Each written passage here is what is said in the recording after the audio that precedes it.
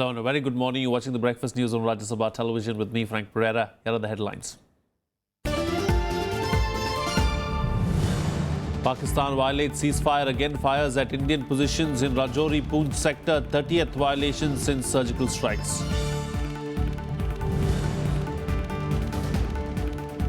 In a first, India and China carry out joint army exercise in eastern Ladakh in Jammu and Kashmir, move amid hectic diplomacy over issues like NSG and blocking of UN ban on Masood Azhar. No consensus on GST rate during GST Council meet. Finance Minister says decision on tax structure to be taken in the next meet on November 3rd and 4th.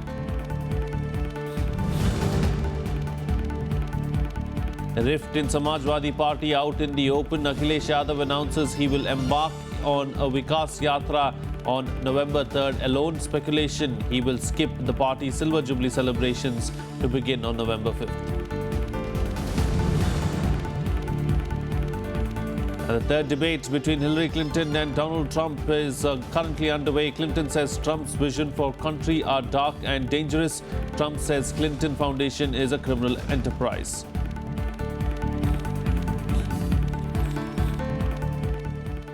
Well, Pakistan violated the ceasefire in the Rajouri Poonch sector of Jammu and Kashmir on Wednesday, shelling Indian positions with mortar bombs and automatic arms.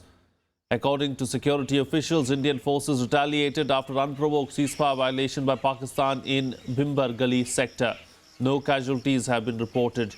This was the 30th ceasefire violation by Pakistan along the LOC in Jammu and Kashmir since the Indian army carried out surgical strikes in POK to destroy terror launch pads last month. Pakistan's Media Regulatory Authority has decided to enforce a complete ban on Indian television and radio content from Friday. The Regulatory Authority has also warned that it will suspend licenses of those found guilty of violating the ban. The ban will extend to all Indian content on cable and radio being aired in Pakistan. The authority will also cancel one-sided rights given to Indian media. The decision was taken after the Nawaz Sharif government suggested banning airing of Indian content in a tit-for-tat move after Pakistani content was completely banned by India. Meanwhile, India and China on Wednesday carried out a joint army exercise in eastern Ladakh in Jammu and Kashmir. Now, during the day-long exercise on humanitarian aid and disaster relief, a fictitious situation of earthquake striking an Indian border village was painted. The joint teams carried out rescue operations, evacuation and rendering of medical assistance. The joint exercise complements the hand-in-hand series of the India-China joint exercises and the effort of both the nations to enhance cooperation and maintain peace along the border of India and China. This was done as a sequel to the first joint exercise held on February 6th in the area of border personnel meeting hut at Mosul garrison of eastern Ladakh along with Chinese troops of Moldo garrison. Prime Minister Narendra Modi and Myanmar Foreign Minister Aung San Suu Kyi held bilateral talks in New Delhi on Wednesday. The two leaders held extensive talks on ways to enhance cooperation besides witnessing signing of 3 agreements in the field of power, banking and insurance. Prime Minister Narendra Modi met State Councillor and Foreign Minister of Myanmar Aung San Suu Kyi in New Delhi on Wednesday. Both leaders held delegation-level talks, following which 3 MOUs were signed between India and Myanmar. The agreements are aimed at boosting cooperation in sectors like power, banking and insurance. Extending support to India's neighbour, Prime Minister Modi expressed the government's commitment to the development of Myanmar. India has a robust development cooperation program with Myanmar, from the mega connectivity projects like Kaladan and trilateral highway to project in the fields of human resource development. Today we have agreed to enhance our engagement in several areas, including agriculture, power, renewable energy, oil and gas, and financial sector. The Prime Minister hailed Suu Kyi as an old friend and praised her efforts in establishing democracy in Myanmar. Myanmar has commenced a new journey under your able leadership. It is a journey of hope and much promise. Let me assure you, Excellency, that as you lead Myanmar to become a modern, secure, economically prosperous and better connected nation, India and its friendship will stand with you in full support and solidarity. Aung San Suu Kyi said she's always admired India for being the biggest and greatest democracy in the world.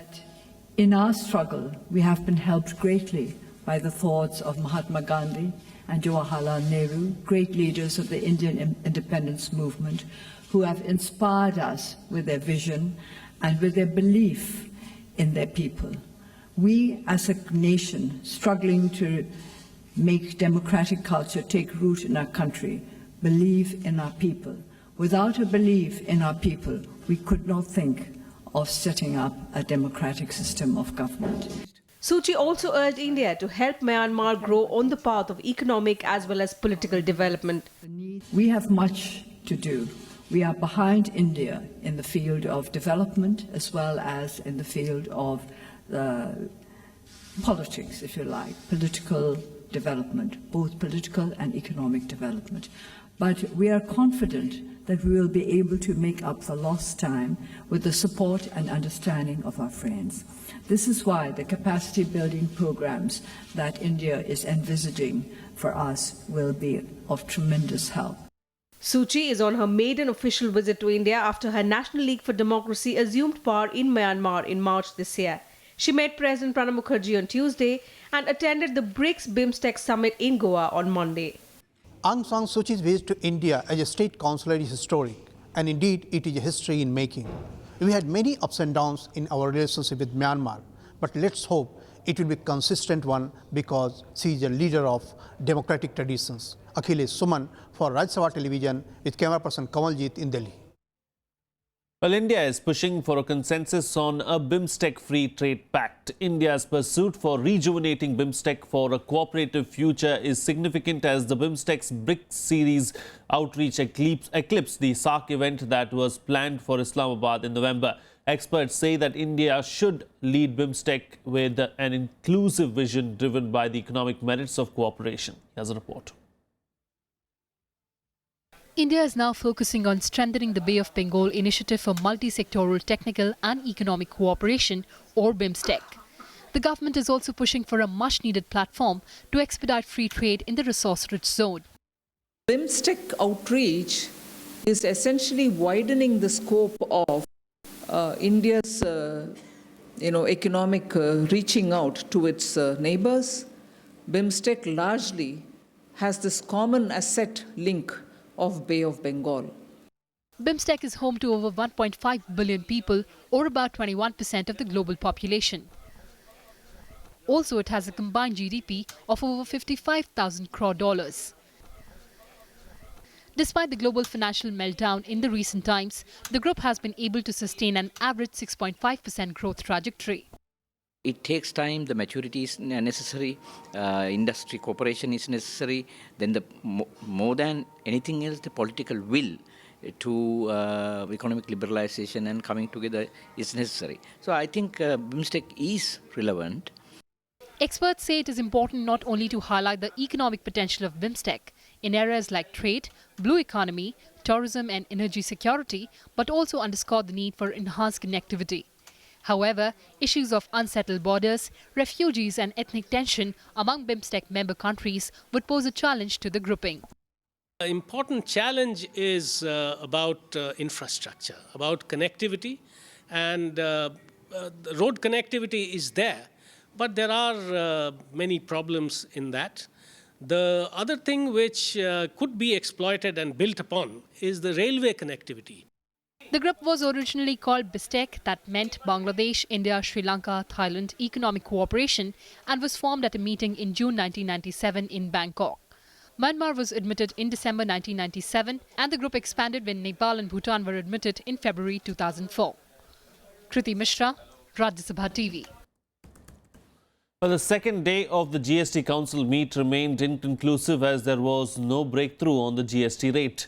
Finance Minister Arun Jaitley clarified that decision on tax structure will be taken in the next meet of the GST Council that will be held on November 3rd and 4th in the national capital. Here's more. Dual control on assessees and compensation issues dominated the GST Council meet on Wednesday. The proposal to impose cess on luxury goods to mop up close to 50,000 crore rupees to compensate states for possible revenue loss under the new tax regime was contested by the states. Despite the differences, the finance minister said the panel has converged towards a consensus. As of today, I'd only say that we have converged towards a consensus. The formal announcement of that, after working out the technical details, will be made in the next meeting itself. Jaitley further asserted that the attempt is to keep GST slabs at minimum to avert burden on the consumers. The finance minister also said that two standard rates of 12% and 18% are being considered. He also added the GST Council meeting on November 9 and 10 will decide on draft legislations. And the next fourth meeting of the GST Council will be held on the 3rd and 4th of November at New Delhi, which these two carried over items will be discussed and hopefully a decision taken. The council earlier had decided that states will have administrative control over assessees with annual turnover of less than 1.5 crore rupees. After the 1.5 crore mark, the new regime espouses the rule of equal jurisdiction between the state and the centre. There will be status quo for assessment of service tax assessees, with the powers continuing to stay with the centre. These proposals were contested by the state tax officials, and they alleged that the move would encroach upon the fiscal rights of the states. Kriti Mishra's report for Rajya Sabha TV. Well, the GST Council is mulling a four-tier structure for goods and services tax. The Council is keen to ensure minimal impact of the new levy on prices and revenue. Experts say while services could get more expensive, it will be a mixed bag for consumers. The GST Council that met on Tuesday proposed a four-tier structure for the goods and services tax. It will include a lower rate of 6%, two standard rates of 12 and 18%, and a high rate of 26%. Currently, most consumer electronic goods attract an excise duty of 12.5% and a VAT of 12.5% to 15%, depending on the state. The combined effect, however, works out to be an indirect tax of 25 to 30% for the end consumer. Thus, a standard GST rate of 12 to 18% will significantly reduce overall indirect tax cost for most electronic goods. The biggest advantage of this meeting which is taking place, and in case the schedule are prescribed, will be a clarity on the items which are going to be taxed at 6%, 12%, 18% and 26%. Excise duty at present is nil for goods like textiles, edible oil, footwear, while most states charge VAT between 5 to 8%. If these goods are charged at a standard 12% GST rate, costs could go up slightly for end customers. Similarly, services currently attract an indirect tax rate of 15%. At a proposed GST rate of 18%, services will also be costlier. It will all depend upon the item which get included in the 18% and the 26%. If more items which are being used by the consumer get included in 18 and 26%, then it will increase the inflation. In addition to the four slabs, a cess has been proposed on sin and luxury goods like aerated drinks, tobacco, pan masala, luxury cars and watches. It is expected to help the government mop up close to 50,000 crore rupees to compensate states for possible revenue loss under the GST regime. Kriti Mishra, Rajya Sabha TV. Well, Vice President Mohammad Hamid Ansari has concluded his 5-day visit to Hungary and Algeria, during which he held discussions with the leaderships of the two countries on strengthening bilateral ties. On the final day of his visit to Algeria, Vice President Ansari held wide-ranging discussions with Algerian President and Prime Minister and stressed on rejuvenating India-Algeria ties. A preliminary meeting to explore the possibilities of setting up a multi-billion-dollar fertilizer project in Algeria was also held on Wednesday. India also signed 2 agreements with Hungary, including one on water management during the 3-day trip to the country. Well, it's time for a short break now, but news and updates will continue on the other side. Stay tuned, we'll be right back.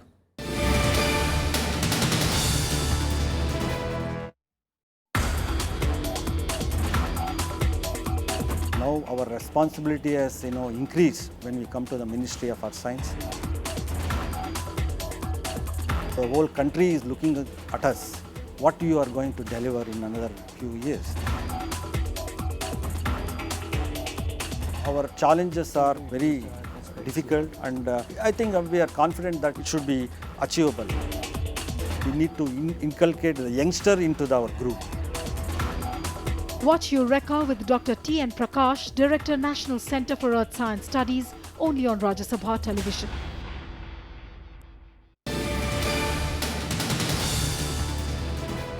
Well, the infighting within the Samajwadi Party is getting worse. Uttar Pradesh Chief Minister Akhilesh Yadav has announced that he will embark on his Vikas Rath Yatra alone from November 3rd.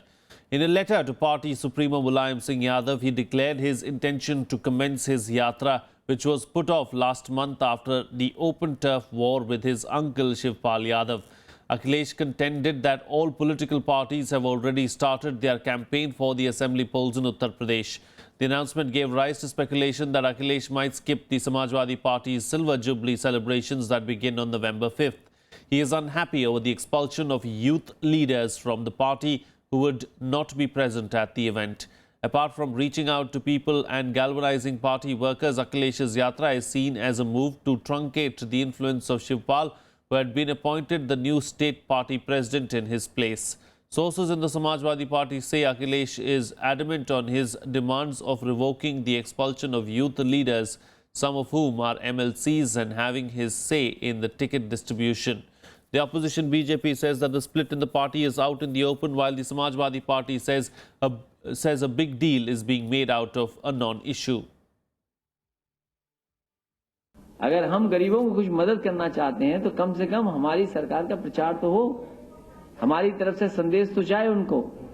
इसलिए लोकतंत्र में ये जरूरी है काम के साथ साथ लोग जाने आखिरकार कौन कर रहा है। अखिलेश यादव जी ने एक पत्र राष्ट्रीय अध्यक्ष मुलायम सिंह यादव जी को लिखा है, जिसमें उन्होंने ये जानकारी दी है कि वो अपनी रथ यात्रा की शुरुआत नवंबर में करेंगे, 3 नवंबर से। और मैं समझता हूं कि क्योंकि अखिलेश यादव जी ने विकास का कार्य किया है पिछले 4.5 सालों में, वो जनता के बीच में जाके अपनी उपलब्धियां बताना चाहते हैं। आज उन्हीं के बेटे अखिलेश यादव ने अपने पिता को चैलेंज देते हुए एकला चलो का रास्ता अपना लिया है। निश्चित तौर पर समाजवादी पार्टी जनता के अंदर और अपने वर्कर्स के बीच जो विश्वसनीयता थी, जो साख थी, वो समाप्त कर ली है। 3 नवंबर से माननीय मुख्यमंत्री जी अपनी विकास रथ यात्रा निकाल रहे हैं। पहले से उनका एक निर्णय था कि हम जनता के बीच में जाएंगे अपनी योजनाएं लेकर। 5 को हमारी रजत जयंती है, कोई जरूरी नहीं है कि सारे नेता एक साथ एक ही मंच पर इकट्ठा हों। Well, the National Green Tribunal directed 5 northern states to explain their stand on making CNG as the main fuel for vehicles. A bench headed by NGT chairperson Justice Swatantar Kumar directed Uttar Pradesh, Haryana, Punjab, Rajasthan and Delhi to file affidavits giving details about cities which are connected with the supply of CNG and the areas proposed to be connected. It asked them to explain which functions are to be performed by the states and the Petroleum and Natural Gas Regulatory Board in this regard. The Green Panel also asked PNGRB to submit a comprehensive plan for laying CNG pipeline for distribution. The matter was listed for next hearing on October 28th. On the last date of the hearing, the tribunal had warned of halting state transport if they did not introduce CNG, saying most particulate matters in the air inhaled by Delhiites emanated from there. Well, the chairman of the SUM hospital in Bhubaneswar has surrendered. 21 people were killed in a fire that broke out in the hospital on Monday night. On Wednesday, Union Health Minister JP Nadu visited the hospital and met the injured. Nadu said that the hospital was running without fire safety clearance. He also said that those responsible for the fire can't go unpunished. He asked the government to implement fire safety measures in all hospitals. He also assured all support to the Odisha government for their treatment. The National Human Rights Commission issued a notice to the state government seeking a report in 6 weeks. Prime Minister Narendra Modi sanctioned 2 lakh rupees each to the next of kin of those killed in the blaze and 50,000 rupees to each of those seriously injured. Meanwhile, agitated locals staged a demonstration in front of the hospital during Nadda's visit and demanded a compensation of 15 lakh rupees to the families of those killed in the hospital blaze. They also demanded the arrest of the chairman of the trust that manages the medical facility and jobs to each of the affected family members. It is shocking also, painful, and it is worrisome that such incident has taken place. Inquiry is going on, I am told, but on the prima facie, I find some safety issues are there which needs to be addressed. The state government should take adequate steps and necessary action so that the faith of the people is reposed, and accordingly the people who are responsible for it should be punished accordingly. We've called an RDC inquiry. 4 persons have been arrested. Stringent action will be taken against all those who are found guilty, and the government will bear the expenses of the injured patients. Well, the Karnataka government on Wednesday said that it will comply with the Supreme Court order to release 2,000 cusecs of water per day to Tamil Nadu till further orders. Earlier on Tuesday, the Supreme Court retained its direction to Karnataka to release 2,000 cusecs till further orders and asked both the states, Karnataka and Tamil Nadu, to ensure peace and harmony, stating citizens should not become law unto themselves. A court-appointed supervisory committee has submitted its report on the ground situation in the basin region in both the states, which have locked horns over water release in recent months, escalating tension over the more than century-old dispute. The bench had also said that it would first go into the issue of maintainability of appeals filed by Karnataka, Tamil Nadu, Kerala and Puducherry against the award of Tribunal, and then hear the arguments on the report filed by the committee. There is a jurisdiction for the Supreme Court, and the jurisdiction of the Supreme Court cannot be questioned under 136 of the article.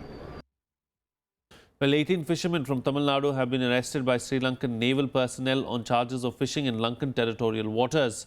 The fishermen from Rameshwaram, who set out for fishing in a country-made boat, were arrested by Lankan personnel of Neduntivu and have been taken to Sri Lanka.